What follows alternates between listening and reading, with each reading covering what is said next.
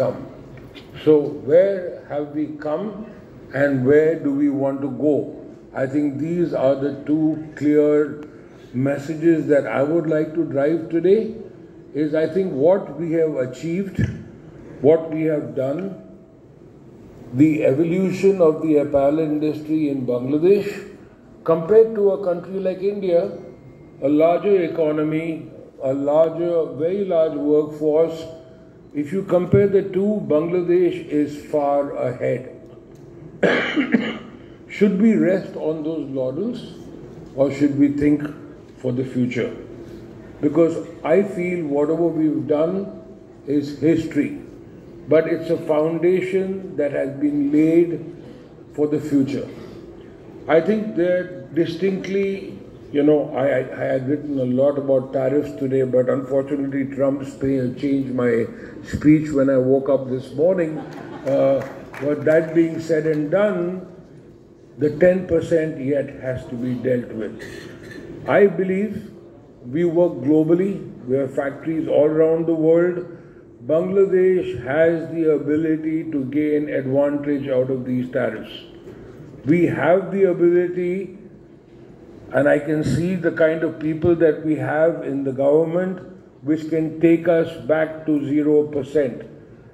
Whether it's increasing the import or smaller things, but I know that we have a good pedestal to negotiate versus countries like Vietnam and Cambodia, which are very heavily Chinese invested.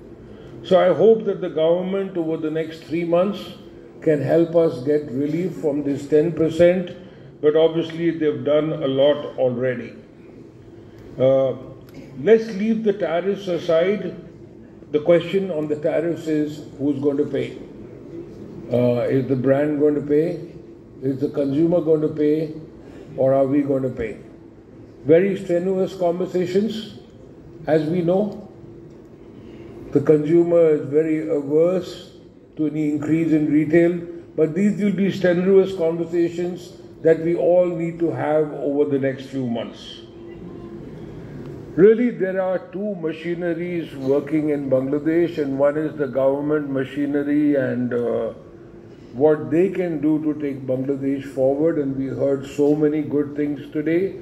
And then there's what we can do as a manufacturer.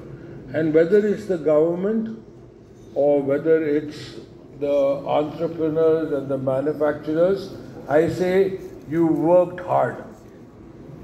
We see when I started business here in 85, when I worked with over 1,000 factories in outsourcing, everybody was 50% from the army.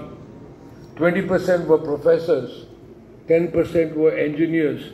So I was going around and asking, are there any entrepreneurs here, any businessmen? But that was the first generation of businessmen. And today comes in very highly educated second generations that can take all this forward, all the hard work that has been done. As a company,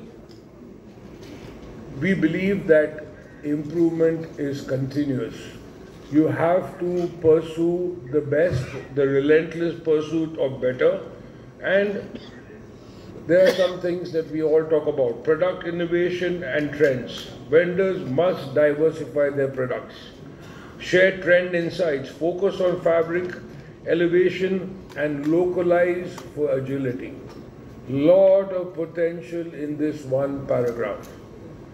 If we import more US yarn, as part of our discussions with the US government, and if you use 20%, as if it's more than 20%, you are going to get a tariff rebate on that 20%. These are all things that we have to look at the executive orders and adjust ourselves. Today, as factories, where do we want to go next? We just heard Mr. Kiak Sung. He is 30% automated. How much are you automated? How much automation do you want to go for? At the end of the day, we need to use the labor in Bangladesh, but there are a lot of operations that we have to de-skill. Do we have a shortage of labor? I'm sorry, in my opinion, there is no shortage of labor. there's a shortage of trained labor. As a company, we have embarked on a 90-day induction and training schedule.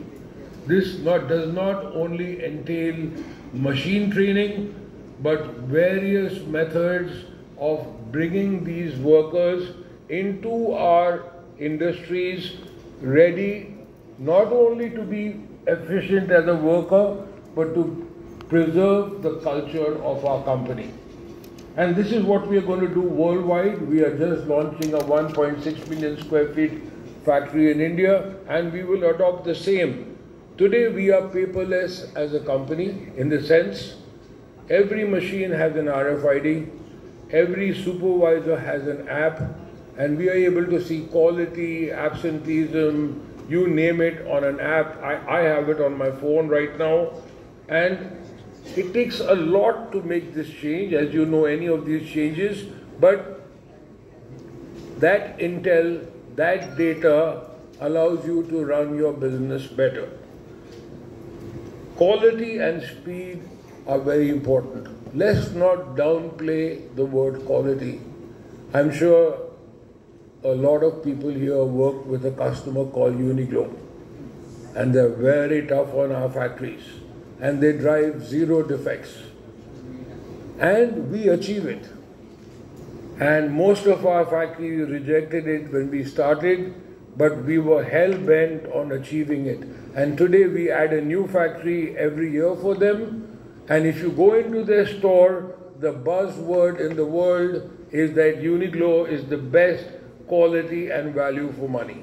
So I just take that name as an example that can be done, because if we elevate our quality, that is the only way we are going to attract the more high-profile brands into our country. Speed, agility, nimbleness, so important. Yes, we can localize the fabric, but we yet got to deal with the 3 weeks in the port. What are we going to do in the meanwhile? How much time do we take to make an order? Do we take 45 days? Do we take 30 days? Can we bring it down to 15 days? Can some part of it be 7 days? Today, the biggest pain point in the industry 2 years ago was the highest inventories that the customers had. They stopped buying, they cut down their buying because they had huge inventories. Today, no customer is going to buy big inventories. They want to react to sales. How can we react to sales? Maybe the bonded warehouse can help, but maintaining some stocks in our factory can help. So really, we have to think smart on how we can bring speed and agility, and with what the government does, over a period of time, those things would become easier. But we yet have a part to play now. We yet have a part to play in the next evolution of Bangladesh, a country that I firmly believe in, a country where I lived for 17 years and have a huge attachment with.